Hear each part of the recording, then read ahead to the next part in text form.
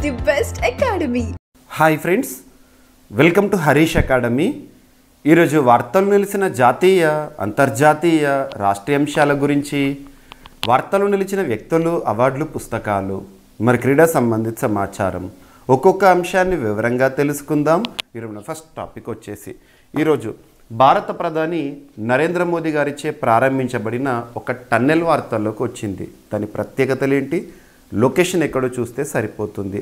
జెడ్మార్ tunnel అనేది ఇటీవల వార్తల్లోకి వచ్చింది. ఎక్కడ అంటే జమ్మూ కాశ్మీర్లో.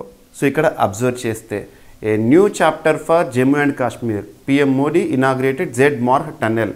సో ఈరోజు జనవరి 13, 2025.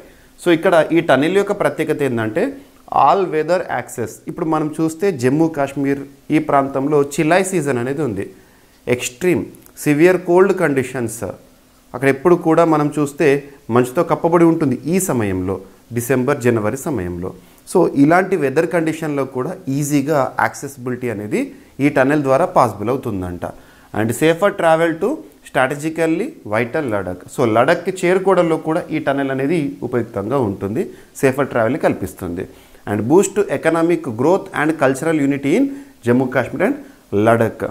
Transformation of Sonamarg into a year round up, సింపుల్గా చెప్పాలంటే టూరిజం డెస్టినేషన్. ఇక్కడ మనం అబ్జర్వ్ చేస్తే సోన్మార్గ్, గుల్మార్గ్ ఈ ప్లేసెస్ ఏవైతే ఉంటాయో ఎక్కువగా టూరిస్ట్ అట్రాక్టివ్ డెస్టినేషన్స్.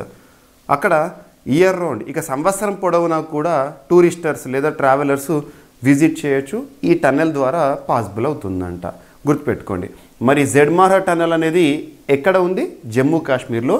జమ్మూ కాశ్మీర్లోని గండర్బాల్ అనే ఒక డిస్టిక్ ఉంటుంది, అక్కడ ఈ టన్నెల్ అనేది నిర్మితమైంది. సో ఇక్కడ అబ్జర్వ్ చేస్తే గగన్గిర్ అండ్ సోన్మార్గ్ మధ్యలో ఉన్న ఒక టన్నెల్ పేరే జెడ్మార్ టన్నెల్. దీన్ని 2680 కోట్ల రూపాయలతో నిర్మించడం జరిగింది. 6.5 కిలోమీటర్ల పొడవైన ఒక టన్నెల్. అండ్ నెక్స్ట్ ఈ జెడ్మార్ మరియు జోజిల్లా టన్నెల్ కనుక ఇంటర్లింక్ అయినాయి అనుకోండి, ఒకవేళ అనుసంధానం చేశారనుకోండి, అలా చేస్తే ఆసియాలోనే అతిపెద్ద టన్నెల్గా ఇది మనం చూడబోతున్నాం, గుర్తుపెట్టుకోండి. జెడ్మార్ టన్నెల్ ఇటీవల వార్తల్లోకి వచ్చింది. ఎక్కడ ఉంది అంటారు? జమ్మూ కాశ్మీర్. That's enough. ఓకేనా? నెక్స్ట్ సో ప్రకృతి విపత్తులకి సంబంధించి మనం అబ్జర్వ్ చేస్తే ప్రకృతి విపత్తులు మనకు కేరళలో వయనాడే కానివ్వండి, తరచూ ఏదో ఒక ప్రాంతం అయితే వార్తల్లోకి వస్తూ ఉంటుంది. అంతెందుకు, ఇక్కడ మనము ప్రపంచవ్యాప్తంగా కనుక అబ్జర్వ్ చేస్తే లాస్ట్ ఒక 4-5 డేస్ నుండి తరచూ వార్తలు చూస్తున్నాం. లాస్ ఏంజలీస్ ఈజ్ బర్నింగ్ అని చెప్పేసి, వైల్డ్ ఫైర్స్ అని చెప్పేసి, కార్ చిచ్చులు, కొన్ని వేల కిలోమీటర్లు కాలిపోతున్నాయి, దహనమైపోతుంది. సో ఇటువంటివి. సో విపత్తుల కారణంగా ప్రపంచవ్యాప్తంగా ఎలాంటి నష్టం అనేది ఉంది, ఆర్థికపరమైన నష్టం అని చెప్పేసి ఇక్కడ గణాంకాలు ప్రముఖ రీఇన్సూరెన్స్ కంపెనీ మ్యూనిచ్ రే వారు ఇచ్చిన నివేదిక గణాంకాల ఆధారంగా ప్రకృతి విపత్తుల నష్టం వచ్చేసి 27.58 లక్షల కోట్లంట ప్రపంచంలో. 2024 జూలై 30న కేరళ రాష్ట్రం వయనాడ్ జిల్లాలో భారీ వర్షాలకు కొండ చర్యలు విరిగిపడి 300కు పైగా ప్రజలు మరణించారు. 2024లో ఇలాంటి విపత్తులు ప్రపంచవ్యాప్తంగా చాలా జరిగాయి. America, Mexico, China, Germany, Canada వంటి దేశాల్లో టర్నడోలు, హరికేన్లు, కార్చిచ్చులు, ఫ్లాష్ ఫ్లడ్స్ వంటి విపత్తుల వల్ల వాటిల్లిన నష్టం $320 బిలియన్. అంటే మన కరెన్సీలో చెప్పాలంటే 27.50 లక్షల కోట్ల రూపాయలు. ఇది ఆంధ్రప్రదేశ్ బడ్జెట్కు సమానం, దాదాపు సమానం కాదు, సుమారు 10 రెట్లు ఎక్కువ. దుర్ఘటనల్లో నష్టపోయిన వారికి లేదా వస్తువులకు బీమా కంపెనీలు భారీ మొత్తాలు చెల్లించి నష్టాలు చవిచూసినాయి అంట, గుర్తుంచుకోండి. సో ప్రపంచంలో విపత్తు నష్టం ఏ విధంగా వాటిల్లుతోందని చెప్పేసి చూస్తే మనం అర్థమవుతుంది. And New York times travel list, ఇందులో 4వ స్థానంలో మన అస్సాం ప్రాంతానికి సంబంధించి చోటు దక్కింది. అదేంటో ఇక్కడ అబ్జర్వ్ చేద్దాము. సో న్యూయార్క్ టైమ్స్ విడుదల చేసిన న్యూయార్క్ టైమ్స్ ట్రావెల్ లిస్ట్ 2025లో మొత్తం 52 ప్రదేశాలు ఉండగా భారతదేశంలోని అస్సాం రాష్ట్రం 4వ స్థానంలో నిలిచింది. అస్సాంలో సందర్శించదగిన ప్రదేశాలు ఏంటంటే అహోం రాజవంశానికి చెందిన 700 సంవత్సరాల పురాతన శ్మశాన వాటిక చరైదియో మైదమ్స్ అని చెప్పేసి చూస్తాం కదా. మన భారతదేశంలో లాస్ట్ ఇయర్ 2024 ఇయర్లో వరల్డ్ హెరిటేజ్ సైట్గా గుర్తింపు పొందిన చివరిది. ఓకేనా? వారసత్వ జాబితాలో ఉంది. వాటి పిరమిడ్స్ ఆఫ్ అస్సాంగా పిలుస్తారు. 51 శక్తిపీఠాల్లో ఒకటైన కామాఖ్య టెంపుల్ అస్సాం. సో మనకు అస్సాం రాష్ట్రంలో నీలాచల్ కొండపైన ఉన్న కామాఖ్య టెంపుల్ కానివ్వండి, అండ్ గౌహతిలో ఉన్న ఈ ఆలయంలో అమ్మవారి విగ్రహానికి బదులుగా స్త్రీ జననేంద్రియ ఆకారంలో ఉన్న సహజరాయిని పూజిస్తారు. అండ్ వన్ హార్న్ రైనోసర్కి ఫేమస్ అయిన కజిరంగా నేషనల్ పార్కే కానివ్వండి, ఇవన్నీ కూడా అస్సాంకి సంబంధించి ప్రత్యేకము.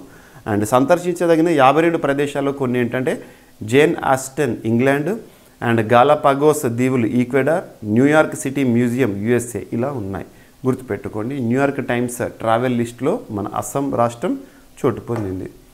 అండ్ అస్సాం వన్యప్రాణి సంరక్షణ జోన్లో చమురు అన్వేషణకు అనుమతి అనేది ఒకటి జరిగింది. సో ఇక్కడ అబ్జర్వ్ చేస్తే ఒకవైపేమో అస్సాంలో అద్భుతమైన ప్రాంతాలు, మరొక వైపేమో చమురు అన్వేషణకు అనుమతి. సో ఇక్కడ అస్సాంలోని హోలంగపార్ గిబ్బన్ వన్యప్రాణి సంరక్షణ జోన్లో చమురు గ్యాస్ అన్వేషణ కోసం డ్రిల్లింగ్ జరిపేందుకు ప్రభుత్వం అనుమతినిచ్చిందంటే డ్రిల్లింగ్ కోసం వేదాంత గ్రూప్కి చెందిన కేన్ ఆయిల్ అండ్ గ్యాస్ చేసిన ప్రతిపాదనకు కేంద్ర పర్యావరణ శాఖ వారు పర్మిషన్స్ ఇవ్వడం జరిగిందంటే ministry of environment, forest, climate change వారు. గుర్తుంచుకోండి. అండ్ అణువిద్యుత్తులో అమెరికా టాప్లో ఉంది. సో ప్రస్తుతం న్యూక్లియర్ ఎనర్జీలో ప్రొడక్షన్లో అమెరికా టాప్లో ఉందని గణాంకాలు. సో ఇక్కడ గ్లోబల్ ఎనర్జీ మానిటర్ సంస్థ 2024 వారు విడుదల చేస్తున్న అంశాలు.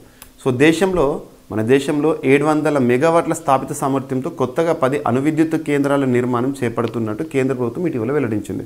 భారతదేశంలో అణువిద్యుత్ కేంద్రాలు అనగానే ఏం గుర్తుకు రావాలి? ఉదాహరణకు కొన్ని పేర్లు: తారాపూర్, జైతాపూర్ ఎక్కడ మహారాష్ట్ర, కైగా కర్ణాటక, కుడంకులం తమిళనాడు, నెక్స్ట్ వచ్చేసి రావతబట్ట రాజస్థాన్, అండ్ కాక్రపార గుజరాత్, నరోరా ఉత్తరప్రదేశ్. సో ఈ పేర్లు గుర్తుంచుకోండి. దేశంలోని అణువిద్యుత్ కేంద్రాలకు సంబంధించి లొకేషన్స్ మ్యాచ్ ద ఫాలోయింగ్ టైప్లో క్వశ్చన్స్ అడుగుతున్నారు పోటీ పరీక్షల్లో. మీకు ఇలాంటి పాయింట్సే ఏ పోటీ పరీక్ష అయినా, ఏ స్థాయి పోటీ పరీక్ష అయినా తప్పనిసరిగా చదవాల్సిన ఇంపార్టెంట్ ఫోకస్ ఏరియాస్ ఏవైతే ఉంటాయో జనరల్ స్టడీస్ పాయింట్ ఆఫ్ వ్యూలో ఫోకస్ ఏరియాస్ అంటే ఆ టాపిక్స్ నుండి ఖచ్చితంగా క్వశ్చన్స్ వస్తాయి. అరౌండ్ ఒక 80 to 90 టాపిక్స్ ఉంటాయి, అంతకు మించే ఉంటాయి. అటువంటి టాపిక్స్ అన్నింటినీ కలిపి మీకు జనరల్ స్టడీస్ పాయింట్ ఆఫ్ వ్యూలో మిషన్ 100 కోర్స్ని తీసుకొచ్చాను. Mission 100 course. So GVK study circle యాప్ని ఇన్స్టాల్ చేసుకోండి. ఇప్పటివరకు ఇన్స్టాల్ చేసుకుని వారు ఎవరైనా ఉంటే ఇన్స్టాల్ చేసుకోండి జీవీకే స్టడీ సర్కిల్ యాప్. అందులో మిషన్ 100 కోర్స్ అనేది మీకు అందుబాటులో ఉంటుంది. కోర్సు యొక్క ప్రత్యేకత ఏంటంటే ఏ పోటీ పరీక్ష అయినా, ఏ స్థాయి పోటీ పరీక్ష అయినా అభ్యర్థులు తప్పనిసరిగా చదవాల్సిన general studies focus areas pointers అలా ఇచ్చాను. ఇక కరెంట్ అఫైర్స్లో రెవల్యూషన్ మనందరికీ తెలిసింది CA 360. సో CA 360 కరెంట్ అఫైర్స్ని ఒక సింగిల్ సబ్జెక్ట్లో కాకుండా జనరల్ స్టడీస్లో అప్డేటెడ్ వర్షన్గా మీకు అందిస్తున్నాను. సో అన్ని కోర్సులపైన మన జీవీకే స్టడీ సర్కిల్ యాప్లో ఇస్తున్న అన్ని కోర్సులపైన ఈ సంక్రాంతి పర్వదినం సందర్భంగా భారీ ఆఫర్ని ప్రకటించాను. అభ్యర్థులు ఒకసారి చూడండి, కంటెంట్ అయినా చూడండి, అందులో ఏమి ఇచ్చాను ఆ పాయింటర్స్ చూడండి. ఖచ్చితంగా మీరు చదివే ప్రయత్నం చేయండి. ఓకేనా? సో ఇక్కడ అబ్జర్వ్ చేస్తే మనలాగే ప్రపంచవ్యాప్తంగా అనేక దేశాలు ఇప్పటికే ఉన్న అణువిద్యుత్ కేంద్రాలతో పాటు కొత్త వాటి నిర్మాణం చేపడుతున్నాయి. ఫలితంగా ప్రపంచ అణువిద్యుత్పత్తి గణనీయంగా పెరిగింది. గ్లోబల్ ఎనర్జీ మానిటర్ సంస్థ 2024 జూలై నాటికి అందించిన వివరాల ప్రకారం ప్రపంచంలో కొత్తగా నిర్మిస్తున్న అణువిద్యుత్ కేంద్రాల ద్వారా అత్యధిక విద్యుత్ ఉత్పత్తి చేస్తున్న దేశం చైనా. ప్రపంచంలో ప్రస్తుతం అత్యధిక అణువిద్యుత్ ఉత్పత్తి చేస్తున్నది అమెరికా. సో ఇక్కడ అబ్జర్వ్ చేస్తే ప్రస్తుత సామర్థ్యం కొత్తగా రానున్నవి ఏ దేశంలో ఎలా ఉన్నాయని చెప్పేసి భారతదేశంలో ప్రస్తుత సామర్థ్యం వచ్చేసేసి 8, కొత్తగా రానున్నాయి వచ్చేసేసి 32 అంట. అండ్ ముడి చమురు దిగుమతులకు సంబంధించి మన దేశానికి ముడి చమురు ఎగుమతిదారుల్లో నిన్న మొన్నటి వరకు రష్యాదే అగ్రస్థానం మన దేశానికి. కానీ ఇప్పుడు రష్యాలో దేశీయంగా వాడకం పెరిగింది కాబట్టి ఇక ఎక్స్పోర్ట్స్ వాళ్ళు తగ్గించుకున్నారు. ఆ దేశం నుంచి మనకు దిగుమతులు కూడా తగ్గుతున్నాయి. దాని స్థానంలో పశ్చిమాసియా దేశాలైన ఇరాక్, యునైటెడ్ అరబ్ ఎమిరేట్స్ నుంచి ముడి చమురు దిగుమతులు పెరిగినాయి అంట. 2024 నవంబర్తో పోలిస్తే డిసెంబర్లో రష్యా నుంచి దిగుమతులు తగ్గాయి. అదే సమయంలో ఇరాక్ నుంచి, UAE నుంచి పెరిగాయంట. గుర్తుంచుకోండి, మన దేశానికి దిగుమతుల శాతం ఏ విధంగా ఉన్నాయని చెప్పేసి ఇక్కడ మీకు గణాంకాలు ఇచ్చాను. కమోడిటీ మార్కెట్ అనలిస్ట్ సంస్థ కెప్లర్ వారు ఇచ్చిన నివేదిక. ఇక పెట్రోలియం ఉత్పత్తుల ఎగుమతులు మన భారతదేశంలో ఏ విధంగా ఉన్నాయని చెప్పేసి మన దేశం నుంచి పెట్రోలియం ఉత్పత్తుల ఎగుమతులు దేశీయంగా వినియోగం భారీగా పెరిగినాయి. 2024 డిసెంబర్లో మన దేశం నుంచి ఎగుమతులు అత్యధికంగా వెళ్ళిన ఖండము ఆఫ్రికన్ అంట. మన దేశం ఆసియా దేశాలకు ప్రధాన పెట్రోలియం ఉత్పత్తుల సరఫరాదారు. యుక్రెయిన్పై దాడుల నేపథ్యంలో ఇటీవల కాలంలో ఐరోపా దేశాలకు కూడా మన దేశం ప్రధాన సరఫరాదారుగా మారిందంట. 2024 ఏప్రిల్, నవంబర్ మధ్యలో దేశీయంగా పెట్రోలియం ఉత్పత్తులు 157.5 మిలియన్ టన్నులకు పెరిగాయి. గతేడాది ఇదే సమయంలో ఇది 152.4 మిలియన్ టన్నులు అంట. సో ఎగుమతులు రోజు రోజుకి ఏ విధమైన బ్యారెల్స్ నంబర్ అనేది ఇక్కడ ఇవ్వడం జరిగింది. ఎనర్జీ ఇంటెలిజెన్స్ ప్రొవైడర్ వాటెక్స్ అవర్ ఇచ్చిన గణాంకాలు ఇవి. సో అంతర్జాతీయ సంస్థలు ఇచ్చే నివేదికలు కానీ గణాంకాలు కానీ ఎగ్జామినేషన్ ఇంపార్టెంట్. ఇక తెలంగాణ రాష్ట్రానికి సంబంధించి చేనేత. సో చేనేతకు దేశంలోనే తొలిసారి ప్రత్యేక ముద్రను ఆపాదిస్తుంది రాష్ట్ర ప్రభుత్వము.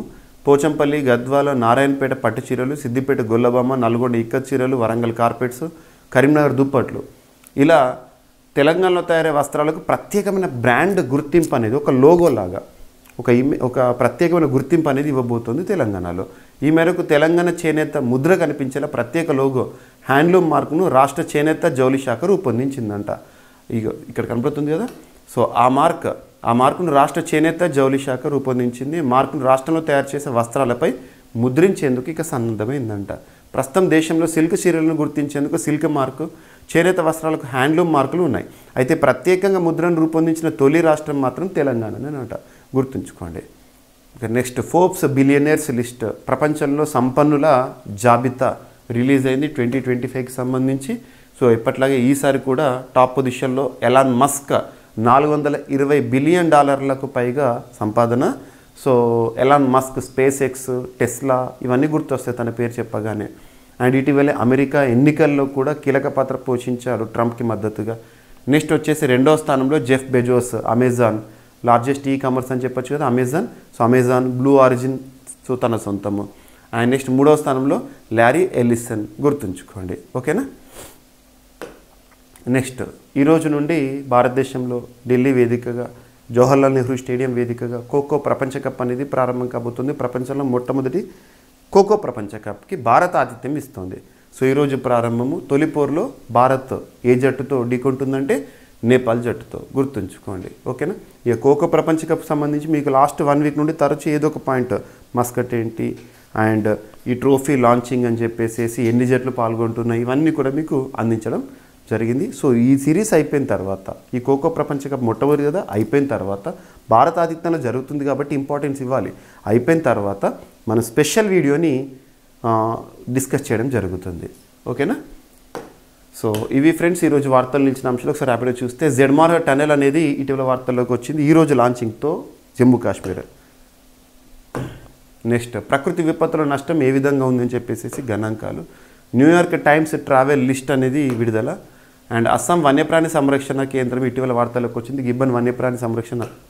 అండ్ అణు విద్యుత్తులో అమెరికానే టాప్లో కొనసాగుతోంది. అండ్ ముడి చమురు దిగుమతులు భారతదేశానికి ఏ విధంగా ఉన్నాయని చెప్పేసి, ఎగుమతులు ఏ విధంగా ఉన్నాయని చెప్పేసి, మన చేనేతకు ప్రత్యేక ముద్ర దేశంలోని తొలిసారి తెలంగాణ రాష్ట్రం. ఎన్టీపీపీకి 2 అవార్డులు అనేవి రావడం జరిగినాయి. అండ్ ఫోర్బ్స్ బిలియనర్ల జాబితా 2025 రిలీజ్ అయింది. అండ్ నేటి నుంచి ఖోఖో ప్రపంచ కప్ ప్రారంభం అనే అంశాలు. సో ఇవి ఫ్రెండ్స్ ఈరోజు వార్తలు నిలిచిన అంశాలు. మిస్లేనియస్ అంశాలను మిగిలిపోతే రేపటి క్లాస్లో డిస్కస్ చేద్దాము. మళ్ళీ కలుద్దాం.